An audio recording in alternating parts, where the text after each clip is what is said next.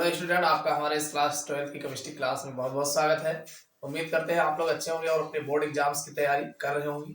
चलिए बच्चों, आज के इस क्लास में हम जो हमारा बायोमॉलिक्यूल्स है, इस चैप्टर में एक ऐसे टॉपिक को लेके आए हैं जो आपके बोर्ड एग्जाम्स में अक्सर कई बार पूछा गया है और ये क्वेश्चन जो है अक्सर पूछे भी जाते हैं। तो चलिए इस क्वेश्चन को देख लेते हैं। आज हमारा जो मोस्ट इंपॉर्टेंट टॉपिक है, न्यूक्लिक अम्ल क्या होते हैं। सबसे पहले हम न्यूक्लिक अम्ल जानेंगे, उसके बाद फिर न्यूक्लिक अम्ल का रासायनिक संगठन क्या होता है इसको भी देखेंगे, और न्यूक्लिक अम्ल का उपयोग क्या है, किस प्रकार ये काम करता है, इसका कहाँ उपयोग है, इन सब को हम डिटेल में जानने वाले हैं।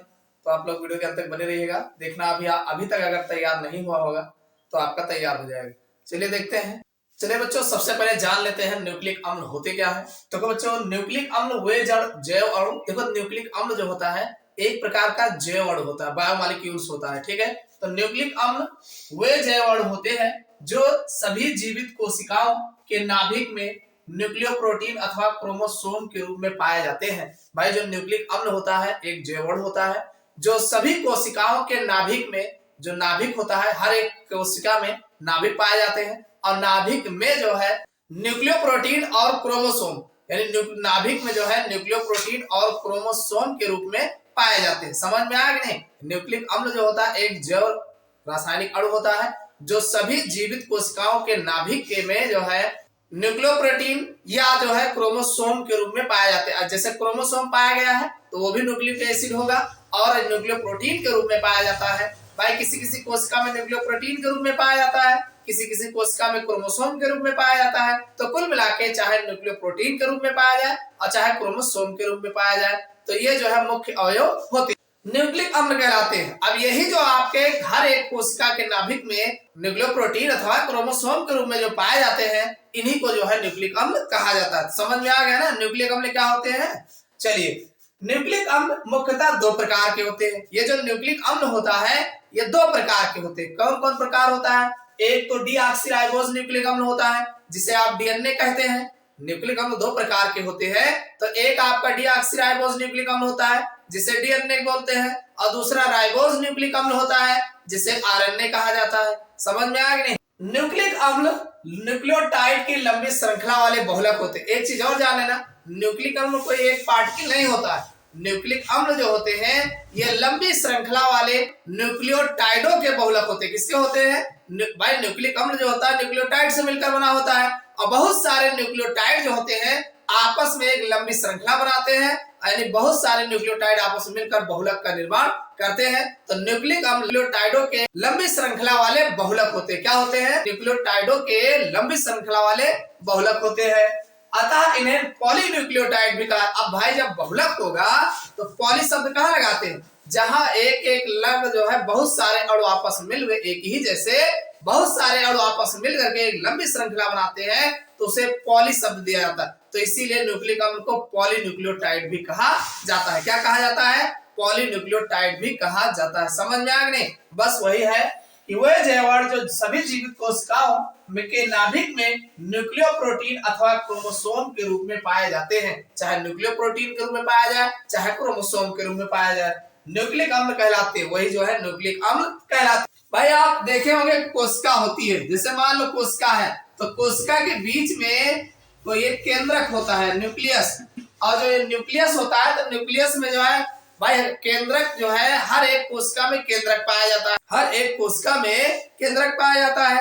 और नाभिक के भीतर जो है चाहे क्रोमोसोम पाया जाए चाहे न्यूक्लियोप्रोटीन पाया जाए, जो भी पाया जाता है इस पूरे को जो है इसी को जो है न्यूक्लिक अम्ल कहा जाता है। समझ में आया ना। अब इसमें ये दो प्रकार के होते हैं, डीएनए होता है, दूसरा आरएनए होता है। डीऑक्सीराइबोज न्यूक्लिक अम्ल कहो और चाहे राइबोज न्यूक्लिक अम्ल कहो। समझ में आया। और ये जो है न्यूक्लियोटाइड के लंबी श्रृंखला वाले बहुलक होते हैं। क्या होते हैं। न्यूक्लियोटाइड के लंबी श्रृंखला वाले बहुलक होते हैं, जिसे इन्हें हम पॉलीन्यूक्लियोटाइड कहा जाता है। पॉलीन्यूक्लियोटाइड यानी बहुत सारे न्यूक्लियोटाइड न्यूक्लिक अम्ल आपस में मिले रहते हैं, तो पॉलीन्यूक्लियोटाइड कहा जाता है। समझ में आ गया ना। न्यूक्लिक अम्ल के दो कार्य मेन है। इस दो कार्य कौन कौन से है। पहला कार्य तो ये होता है कि डीएनए आनुवंशिकता का रासायनिक आधार है। जो आनुवंशिकता भी, आनुवंशिकता क्या है। आनुवंशिकता ये होता है कि माता पिता के जो दैहिक लक्षण होते हैं वो जो है उनके बच्चों में जाते हैं, तो अब वो किस तरीके से जाते हैं, वो डीएनए के द्वारा ही जाते हैं कि भाई डीएनए जो है एक पीढ़ी से दूसरे पीढ़ी में दैहिक लक्षणों को स्थानांतरित करता है। तो वही कहा गया है कि डीएनए आनुवांशिकता का रासायनिक आधार है। भाई आनुवांशिकता, एक पीढ़ी का लक्षण दूसरी पीढ़ी में जाना ही आनुवांशिकता बोला जाता है।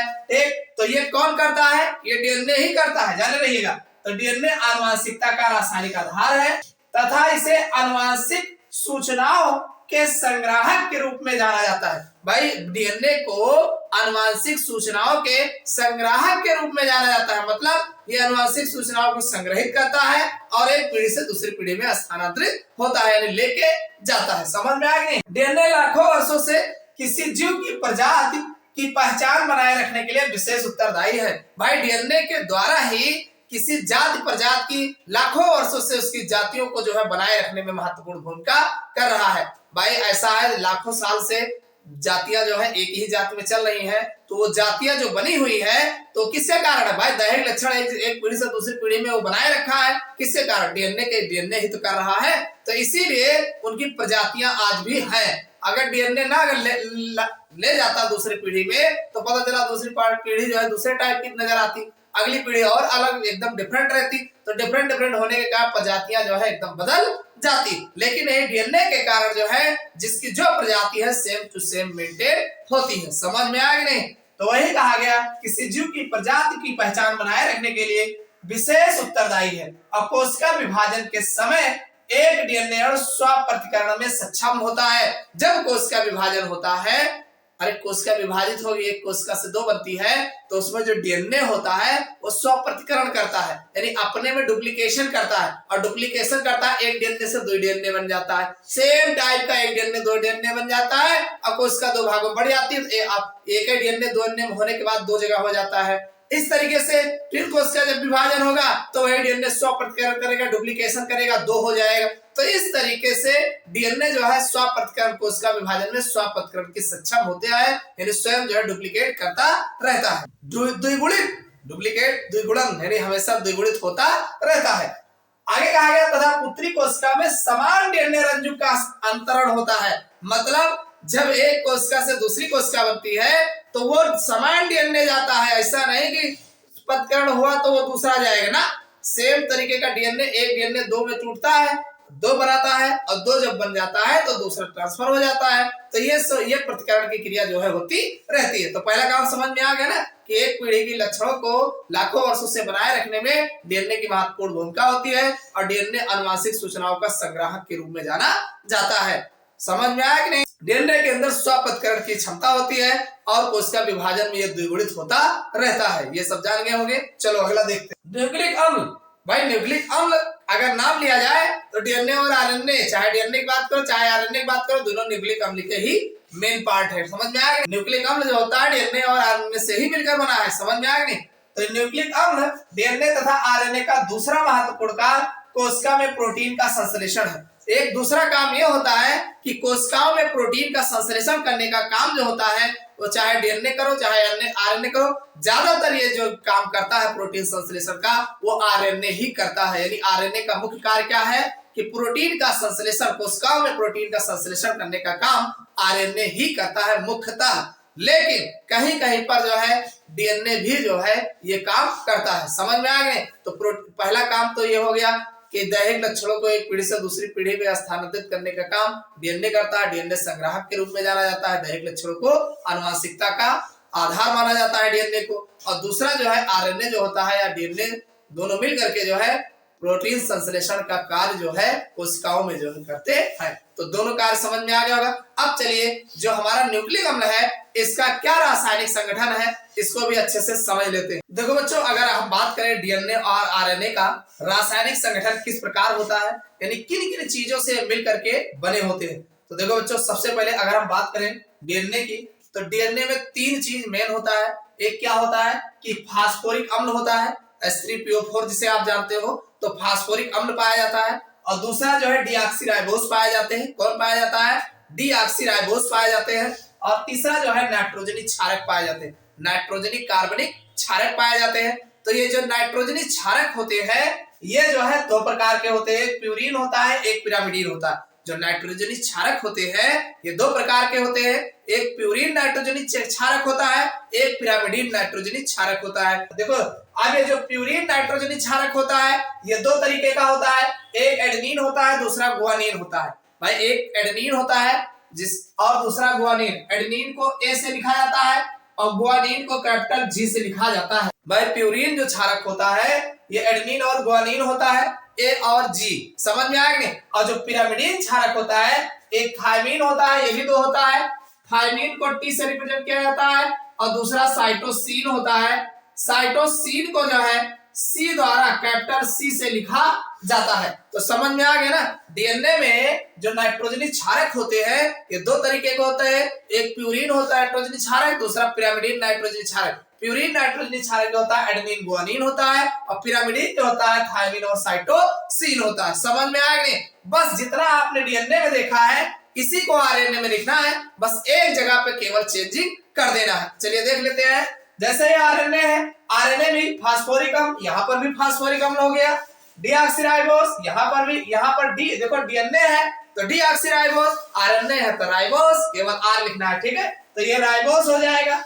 यहाँ पर नाइट्रोजनी क्षारक जो था ये भी नाइट्रोजनी कार्बनिक क्षारक होते हैं, इसमें भी वही पाए जाते हैं। एक प्यूरिन होता है, दूसरा पिरामिडीन होता है। एक प्यूरिन नाइट्रोजनी क्षारक पाया जाता है और दूसरा पिरामिडीन नाइट्रोजनी क्षारक पाए जाते हैं। अब ये जो प्यूरिन नाइट्रोजनी क्षारक होते हैं तो सेम टू सेम ये भी एडेनिन होता है और दूसरा जो है गुआनिन होता है। समझ में आया नहीं। सेम जो डीएनए में आपने लिखा है वही आप आरएनए में भी लिख देंगे, एडेनिन होगा गुआनिन होगा। और साथ में जो पिरामिडीन नाइट्रोजनी क्षारक होगा ये भी दो तरीके का होता है, एक यूरेसिल। आपने यहाँ पे जो थायमीन लिखा है इसको ध्यान रखना है, विकल्प में बहुत पूछा जाता है कि आरएनए में कौन सा डीएनए के स्थान पे नहीं पाया जाता है। तो यहाँ पर जो थायमीन लिखा है यहाँ पर यूरेसिल यानी यू होता है, ये थायमीन ना हो करके यू होता है। समझ में आए। और साइटोसिन तो अपनी जगह पे पाया ही जाएगा। साइटोसिन जो होता है अपनी जगह पे नाइट्रोजनी क्षारक पाए जाते हैं। समझ में आ गया नहीं। तो ये इस तरीके से डीएनए की संरचना जो है इन लोगों से मिलकर बनी होती है और आरएनए की संरचना भी इस टाइप से मिलकर बनी होती है। समझ में आया। अब तो नहीं भूलोगे ना दोनों में अंतर क्या है।